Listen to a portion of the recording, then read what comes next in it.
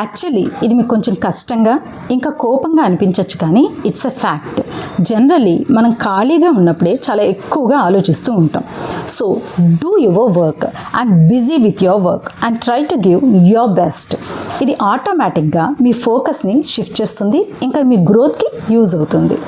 Of course మీరు మీ daily రొటీన్లో బిజీగానే ఉంటున్నారు, కానీ ఎంత బిజీగా ఉండాలంటే పనికి మాలిన థాట్స్ మిమ్మల్ని డిస్టర్బ్ చేయనంత. లైక్ మీరు మీకు బాగా నచ్చిన పని లేదా మీకు బాగా అవసరమైన పని ఎంచుకోండి. అలాగే మీరు మీ వర్క్లో మీకు either work satisfaction or money satisfaction or inner satisfaction ఇలా ఖచ్చితంగా ఏదో ఒకటి ఖచ్చితంగా ఉండగలిగేలా చూసుకోండి. అప్పుడే మీరు ఆ పని కంటిన్యూ చేస్తారు, ఇంకా కన్సిస్టెంట్గా కూడా చేయగలుగుతారు. అలాగే మీరు చేసే పని మీరు ఇతరుల కోసం అంటే మీ వాళ్ళ కోసం ఎంత హార్ట్ అండ్ సోల్ పెట్టి చేస్తారో మీ కోసం కూడా అంతే ప్యాషనేట్గా చేయండి.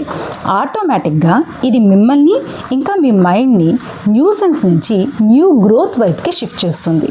ఇక నుండి ఏదో బ్రతికేసాం అన్నట్టు బ్రతకద్దు. Add life to your everyday. Stay connected.